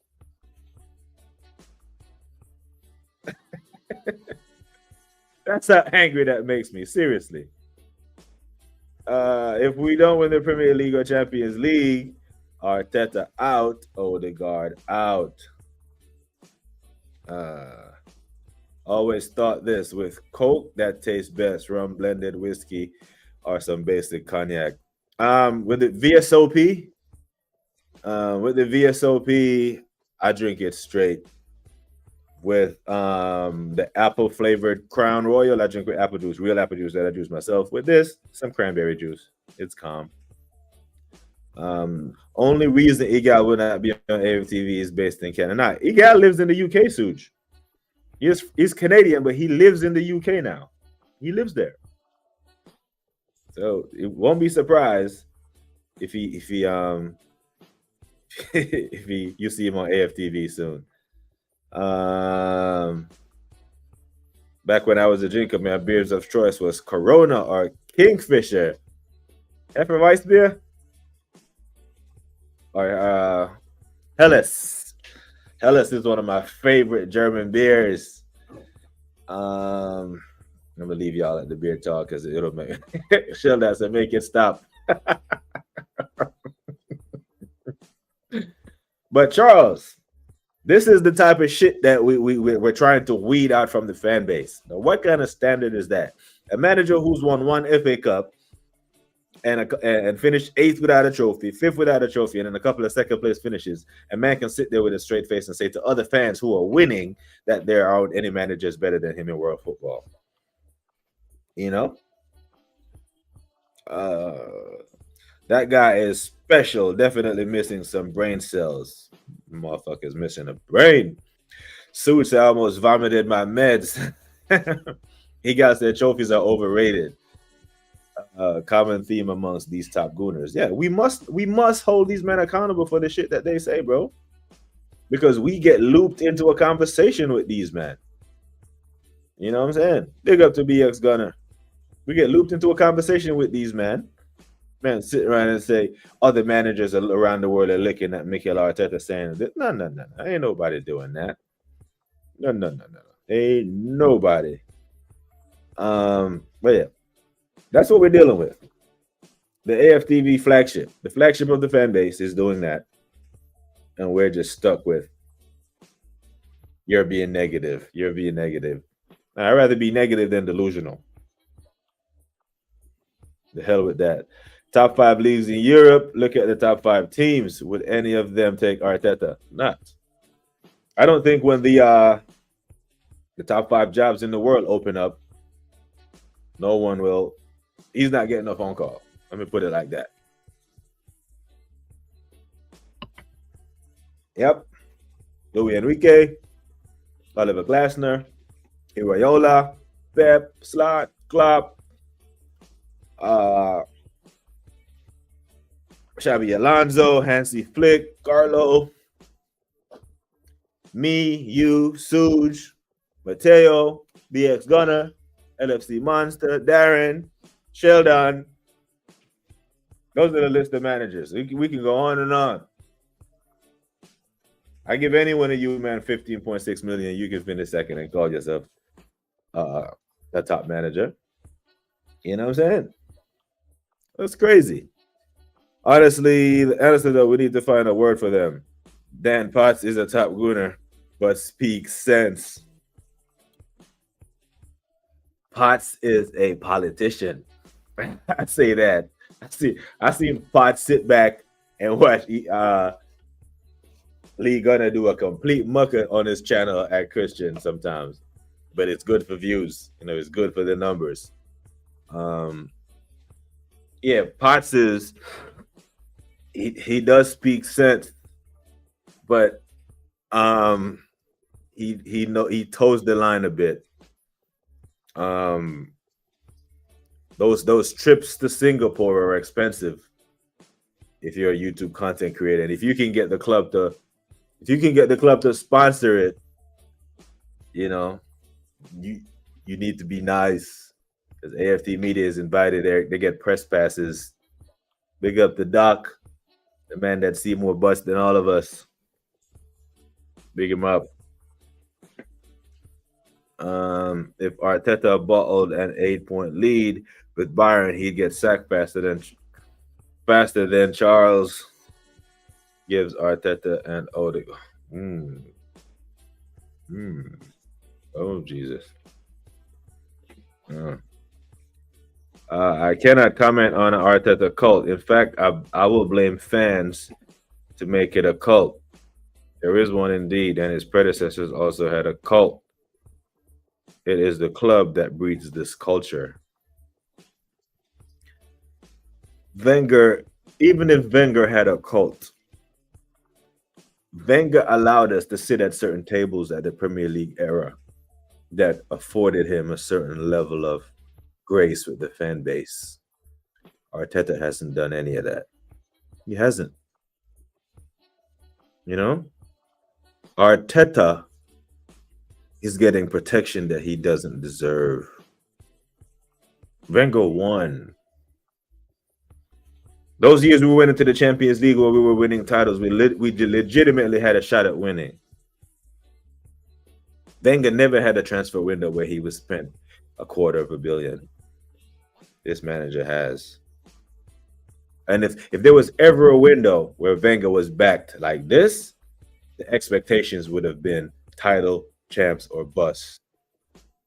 Now, the energy for this manager after all that money spent is still layered with ifs and buts, as if, you know, as if we don't know what we're talking about. I'm so fucking slooshed up here at the ramen bar. Oh shit. Go for it, Doc. TGIF, my friend. I might get juiced up here in a minute too. But that gentleman's jack is staying locked until we win a trophy or until Arteta is sacked. I'll be the set piece coach. They seem like they seem to be liked a lot at Arsenal. Getting my own mural too. Hey, you hear it? I'll admit that I was part of the AFTV cult. I saw the light a few seasons ago, and that's fair. That is fair. I used to hate Lee Gunner. I couldn't stand that motherfucker. Couldn't watch his shit. But there's only so long before you realize that, wait a minute, he's onto something. But when you do this and just block people out, it's childish. Childish. I may disagree with you, but hear what we're saying. Hear what I'm saying. And I heard what he said. And if you look at Lee Gunner's channel, right, you go to his channel right now, take a look at his numbers and take a screenshot of it now in October. And then go back in May and see the surge. Because in May, he's always proven right.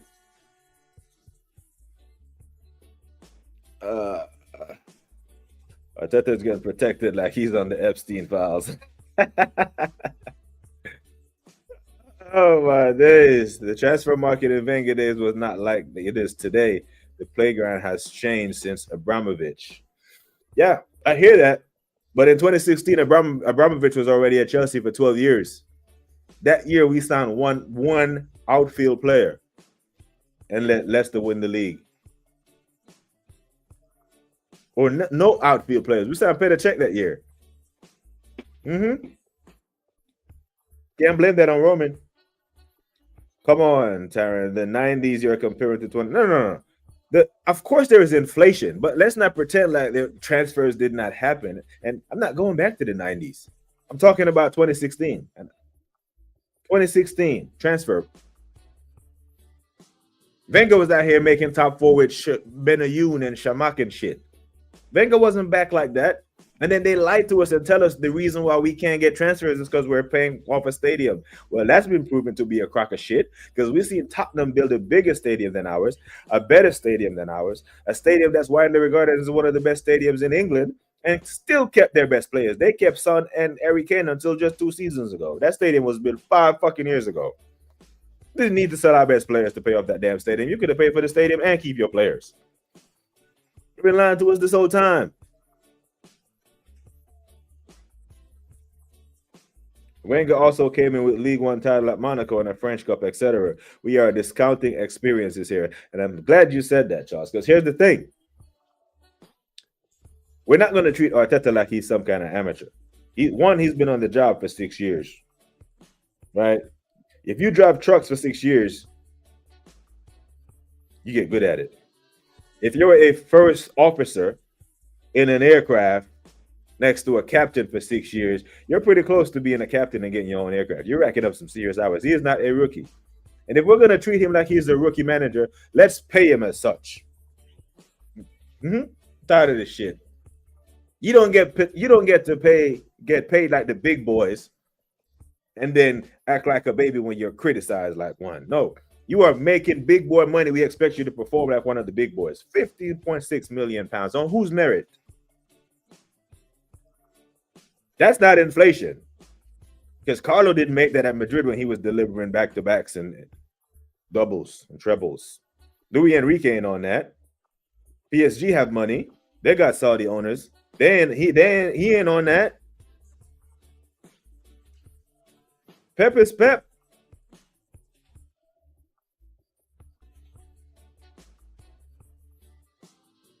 That Jameson, ginger ale, lime, and vibe tonight. Hey, go for it, man.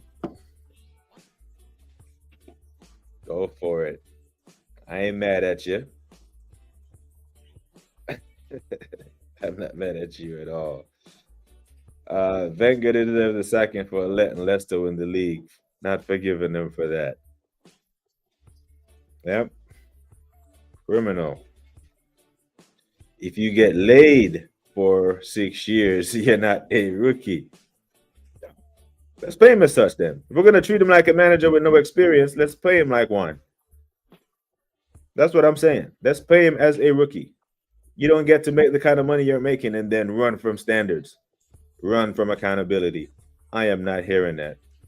Hello, Simone. Hope you are well. Love all the way from New York City. Thank you for joining us. Appreciate you. I hope you have better weather than us over here. It's raining and all that. Yep. So yeah, we can't do that with Mikel. Mikel needs to fix up. But compensation is not decided by the fans. You want the fans to decide on contracts. No. I want him to. It's called market value. Like, why is Bukayo Saka rated at what he's rated at now? It's market value. It has nothing to do with the fans. But the point that I'm making is Arteta shouldn't be paid like when he's the best manager in Europe because he's not delivering like one. On what merit? That's not market value, my friend. It's not. You can't just paint the outside of your house and then sell it for 200,000 more than the one next to it with the same square footage, the same amenities. Fair market value is a thing. I'm not making this up. There's a reason why you need a license to be an appraiser. On what merit is Mikel Arteta being paid 15.6 million pounds a year? And Carlo's not. And Xabi Alonso is not. And Hansi Flick is not. And Arne Slot is not. And Klopp wasn't. Klopp never came nowhere near to that. There's a reason why an Arsenal game will cost more than a game at the London Stadium at West Ham or the GTEC Stadium because of its location, the size of the stadium, the profile of the club, right? Fair market value.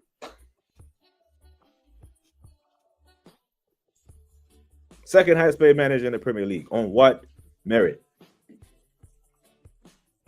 So you're being paid like one of the best. Fair. I'm glad he's getting his money. He's not taking money out of your pocket or mine. However, the point that I'm making is you're paid like one of the big boys. You can't run from the expectations.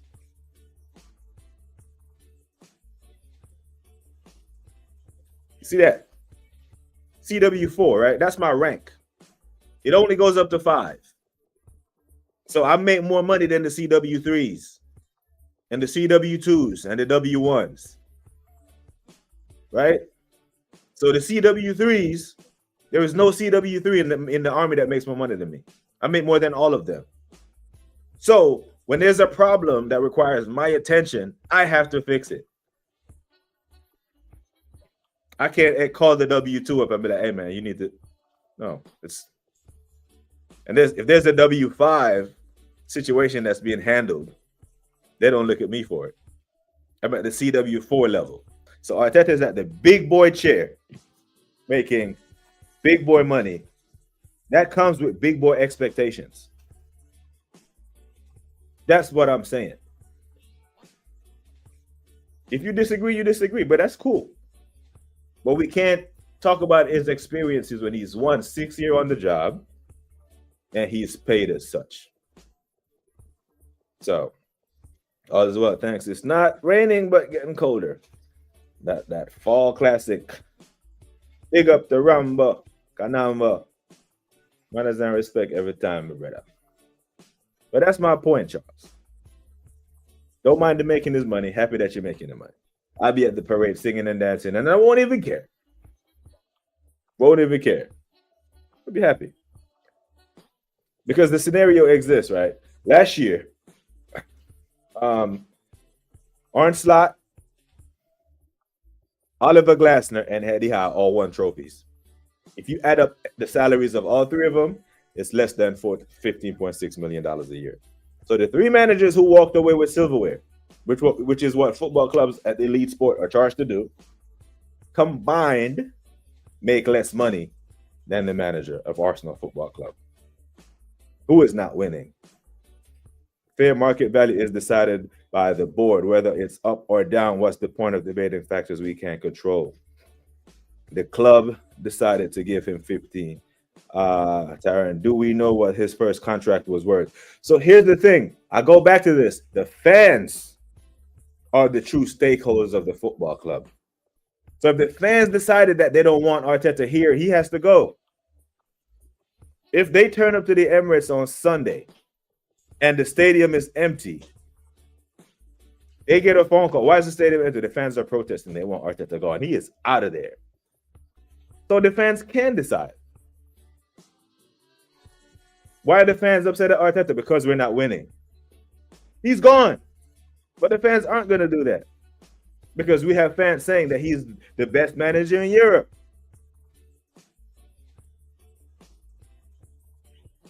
What are they? And you have to, I always say this. What's the why? Why would they pay a manager that's not winning that much money? Why? These are smart business people. You know why? You know what the real answer is? So he can be a shield. So he can, if the negotiation, when he walks into the room to negotiate his contract, and the conversation is, bro, if you want me to go out there and lie to these fans and take all this criticism and all these pelters, you're going to have to pay me handsomely. And the Conquerors are like, all right, cool. We'll make you the highest paid manager in the Premier League, barring Pep. There you go. Yeah, now let's go out there and do word salads and do fancy press conferences and just say what you want to say. We'll pay you handsomely. But we won't demand that you win. Just keep us there or thereabout. Now, if you do win, what happened to win while it's going on? Cool, but we're not going to demand that you win. Because what leverage, what negotiation, when they were signing that contract, when they were deciding to give him 50 million, what leverage would Arteta have to get that much money? What trophies is he putting on the table? To say, I've won this, I've won that, I've won this, I've won that.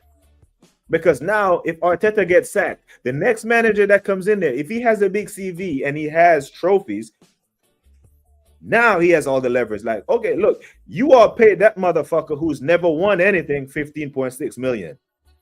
Here's the Champions League. Here's the Bundesliga. Here are all my trophies. I want 30. They have to give it to him.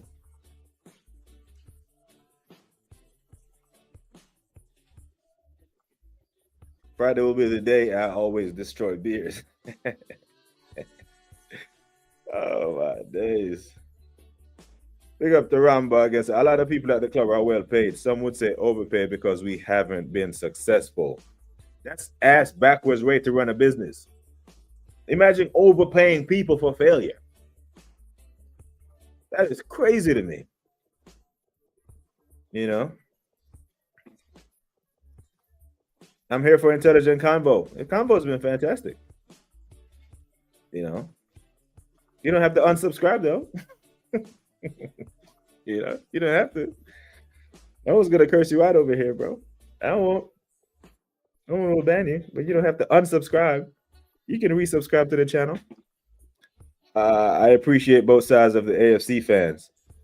Sue say perspective here. I've been at my work for 8 years. After 3.5, I became the top 40. They can't lose me. We have 1,700 staff. Every year we go through a process to get rid of the deadwood. Yet I'm top 500 in wages. Oh shit! Speak on it, Suge. Speak on it. Woo. All done. Big up the Suge. Yeah, Suge. Respect.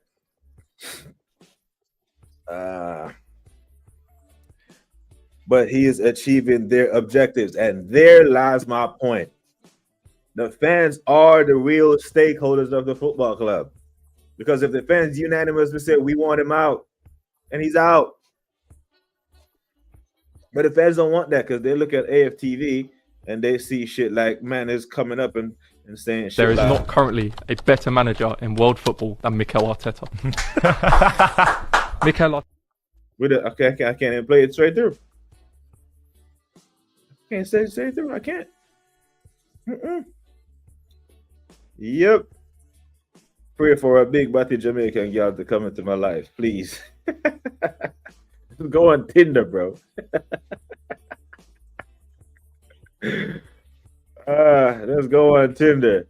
He's the second highest paid manager because he always comes second. He deserves. Oh Jesus. Yeah, that's bad on the wordplay. Still, I'm not gonna like it. Seymour Butt is off on the clouds right now, faded as a willow tree, and can tell you talking facts at Mateo.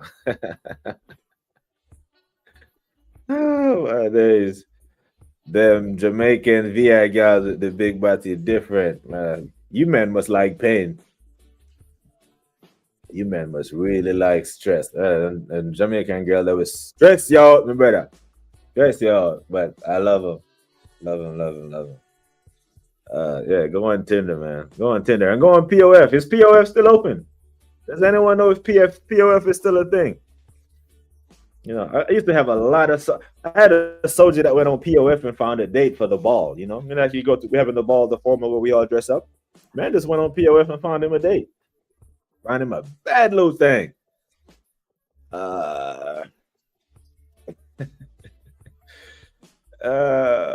Jesus.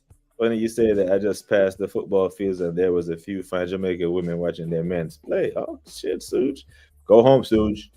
Go home. Don't go over there. It's gonna cost you. 99 problems with a big body Jamaican gal ain't one. You'll have 100. You see, listen. Came here to say the same thing. He loves. See, listen. Simone is a Jamaican woman. If he's a Jamaican woman, listen, Mateo, listen what we're telling you, bro. But to get it, you want to be on migraine medicines for the rest of your life.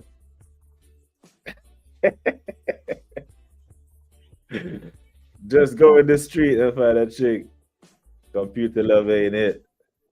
In the street, that girl is on the computer, aka the phone.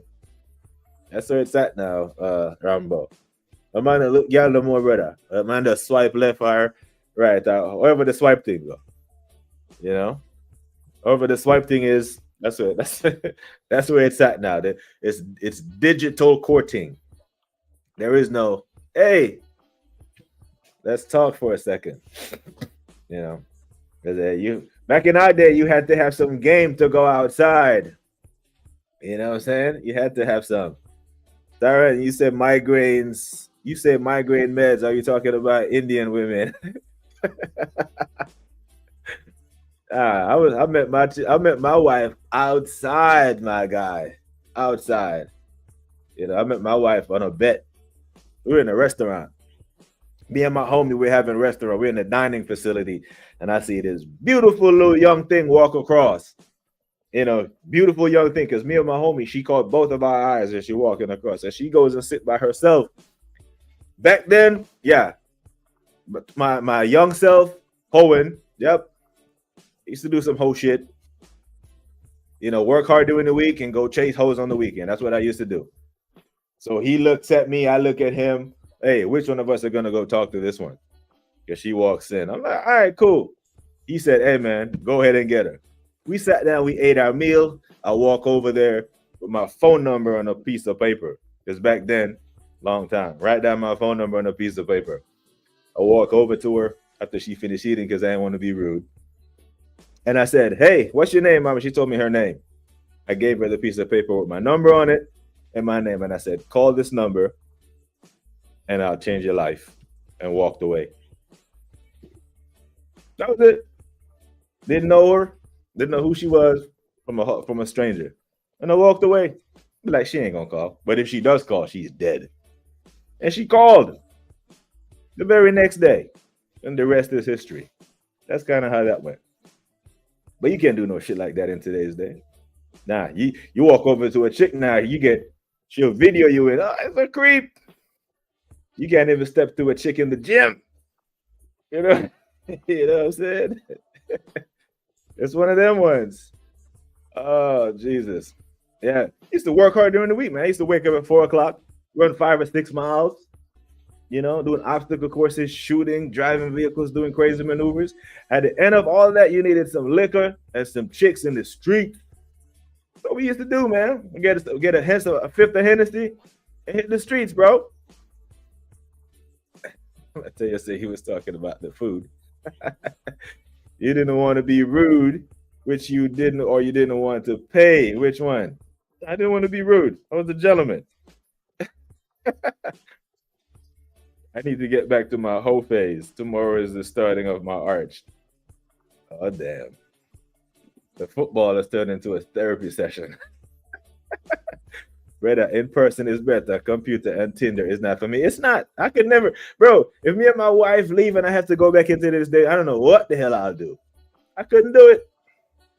Yeah, I have to meet a chick at the gas station, at the store. When the soldiers tell me about POF, I was like, what was that? They said plenty of fish. I'm like, you find decent chicks on there? They're like,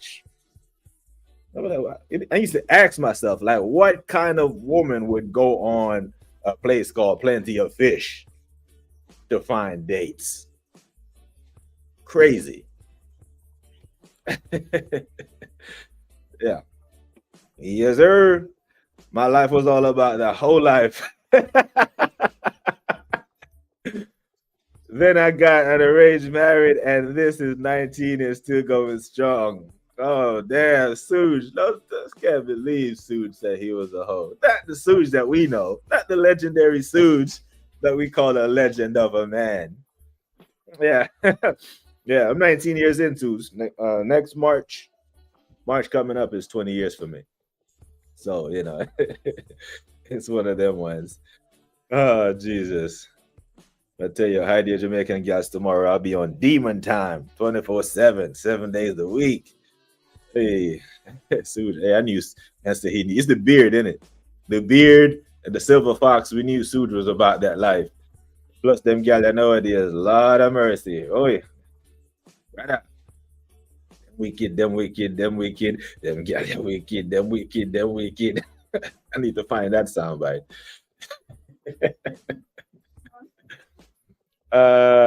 Fuck it. Live your life to the fullest. All these biz bunnies getting haunted. Doc said I had whole phase in Miami, junior year, uni undergrad, Plumber FC, laying pipe status. My days. Where did the football go? What was I talking about? Oh, Jesus. Let's say he's starting over. All right, let's start over, man. Let's start over, bro. Right now, my wife keeps me out of trouble. Ain't nothing out there for me. There might be something out there for you still. You know, I don't know. But it's long, man. You don't want to be that old guy in the club, you know, with your hands in your pocket, scratching your balls and that. You know? It's one of them ones. Oh, Jesus, guys. Suze, thank you for the motivation. I'm deep diving into my hoe phase. Bro, my whole days was all about those white things. Now I'm married to the Indian mafia. Oh, jeez. Hey, you like what you like, innit? My days. What an absolute bunch of legends you are. Fellas, ladies. I think Simone is still here. I got to get up out of here now. My wife is home. Yeah. Wife just walked in with the kiddos. So I got to go cater to the fam. Going back to the footy, did you see Miss Arteta displeased at the attention her husband is getting? Wow, no, I didn't see that. I didn't see that. Is she displeased though? Or you want me to cross this out and put Aisha Curry? Does he have an Aisha Curry who's getting upset that Steph is Steph and she is?